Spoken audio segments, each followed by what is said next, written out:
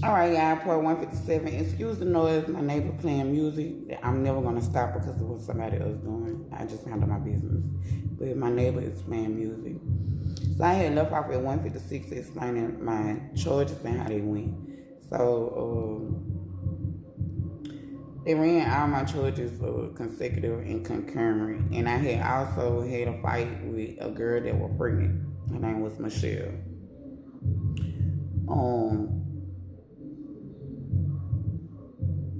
So I had like charges scattered. They ran my shit concurrent and they ran it consecutive, both of them. People usually have one or the other, but on my case, they did them both on my case. Like I said, they had done stamped me code 6 saying I was a career criminal. I don't know how the fuck having small portions of weed 3 times is a career criminal. I don't know. And with the fights, it's like you just be charged. They really don't give a fuck about what the reason was. But if anybody hit your mama, I promise you, you gonna go hit them back. But they don't like ask you none of that or care about none of that. So, like I said, they had already arrested me and took me to the big jail in 1996 while I was 16 years old. So it's like I ain't never in my life voted. I never been able to vote. At 16, they stripped me of my rights to vote then. I've never been part of the system. I've never did jury duty. I never nothing. I never been like a regular citizen. They stripped me of their ability in the door. All of this shit is because I'm a chosen. All of this shit is because, of who I am. The people knew who the fuck I was and what I was capable of before I even recognized it. And they treated me as such. So, like I was saying, they charged me like I was an adult at 16 years old and brought me to the big jail. So then the first possession of that little bit of shit was 97. The second possession of something small was 98 when they kicked the door in. I had a 3-5. The third was like a dub of smoke that I was smoking with my patient. They was trying to railroad me for the third one. At that time, they had the 3 strike you out law going on, and they definitely was like trying to enforce that on me. They was finna to. That was why they stamped me a code 6, career criminal. And how, what the fuck did I do to, be stamped code 6? No small ass things of weed. Y'all don't see? Y'all don't get it?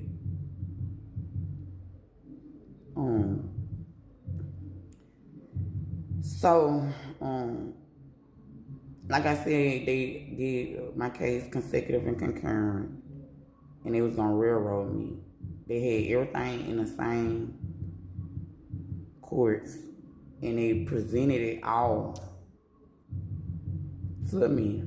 I had a court date after that, but the last one that I actually was inside the courtroom attending to, that's what they had going on. Code 6 labeled my hands a weapon and ran the shit concurrent and consecutive so it could all present in one, which made me look bad. But if you look at what it actually is not bad, because all this, like the position with intent, then why is the intent with it being as small as it was? And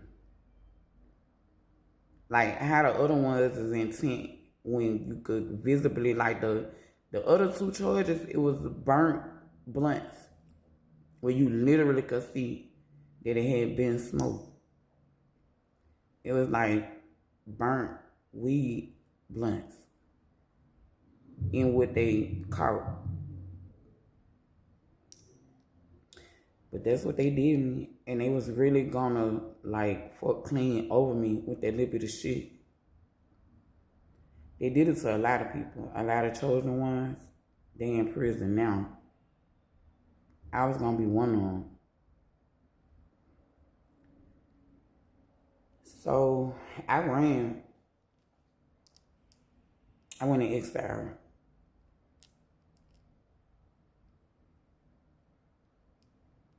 Who else there was when in exile? David or somebody? When that David had to go off into exile.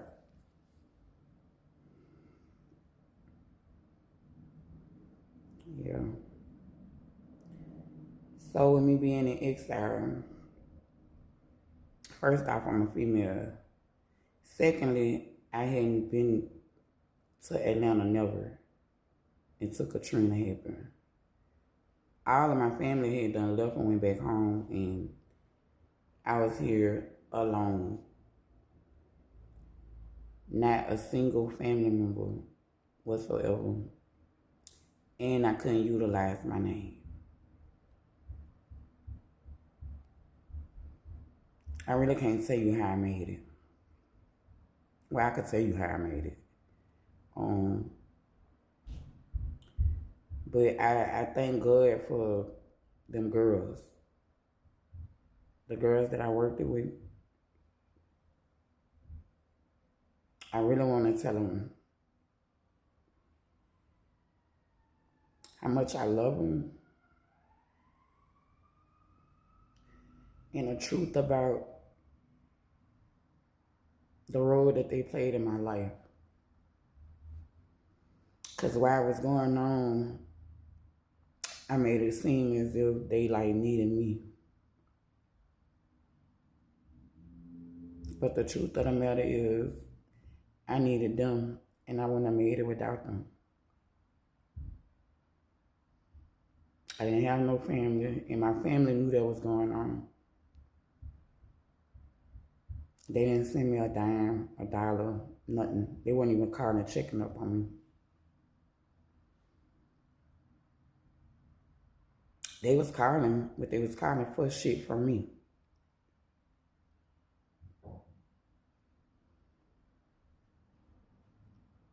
And I was actually doing it. They was calling, like knew the situation, they was calling asking me for shit. And I come through every time with what they needed.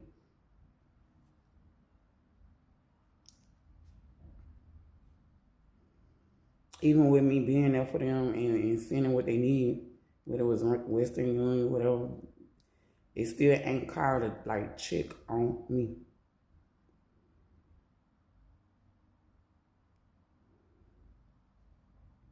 God blessed me with family from the streets. That's how I made it. God.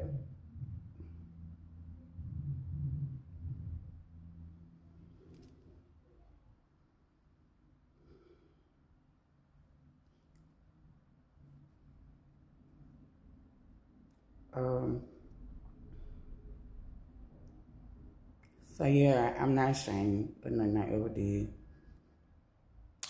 I was in survival mode. So whatever I did, I had to do it.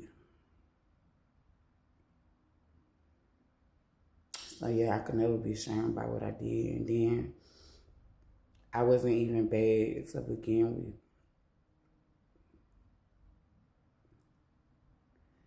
I've never actually really been bad. I take my lick though for the wrong I did, and all I did was save myself, because nobody wouldn't. Just my creator.